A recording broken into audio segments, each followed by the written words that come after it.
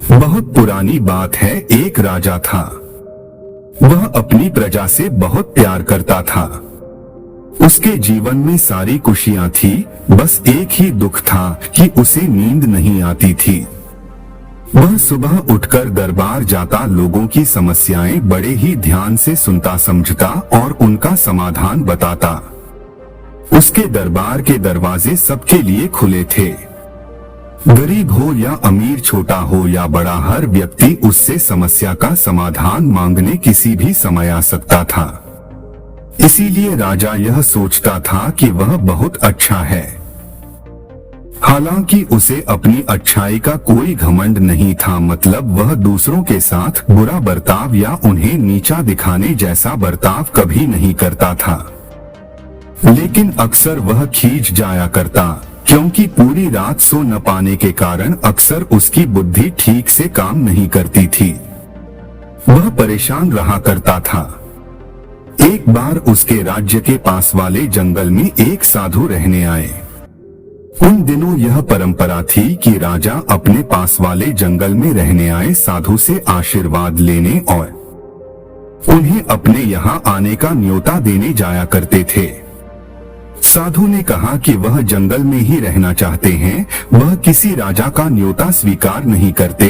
मगर हाँ, राजा को कुछ परेशान देखकर वे बोले, तुम अपनी समस्या मुझे बता सकते हो। राजा ने अपनी नींद ना आने की समस्या उन्हें बता दी। बस इतनी सी बात, ऐसा करो, मेरे पास तुम्हारी समस्या का समाधान है। तुम मेरी जो कुटिया है उसमें कल सुबह आना। राजा ने पूछा, कल सुबह क्यों? साधु ने कहा, मेरे पास एक ऐसी जड़ी बूटी है जिसे खाकर तुम्हारी नींद ना आने की समस्या खत्म हो सकती है।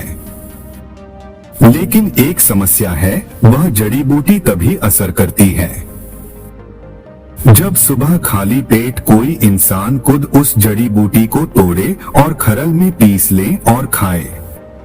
और जैसा कि तुम देख ही रहे हो, मैंने जो कुटिया बनाई है उसके आसपास काफी बड़े घेरे में बाड़ बनवाकर एक गेट लगाया है। उसके अंदर रथ का प्रवेश वर्जित है। उसके अंदर रथ लेकर नहीं आ सकते। मैंने नियम बनाया हुआ है। मैंने नियम बनाया हुआ है।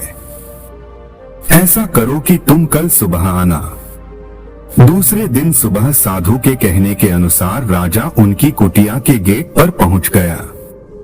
वहां रथ छोड़कर उसने शिष्यों से पूछा कि जड़ी बूटी तक जाने का रास्ता कौन सा है। काफी लंबे रास्ते से चलकर राजा बूटी तक पहुंचा। बूटी तोड़ी और शिष्यों से खरल का पता पूछा। फिर घर ढूंढने के लिए भी उसे बहुत चलना पड़ा।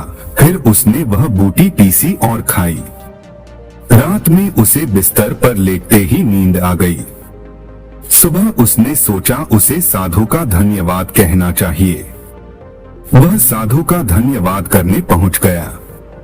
उसने यह भी पूछा कि मुझे बताइए कि यह कौन सी बूटी है, ताकि मैं अपने वैद्य को बूटी के बारे में बता सकूं, ताकि वह ऐसे सभी रोगियों जिन्हें नींद नहीं आती है यह जड़ी बूटी दे सकें।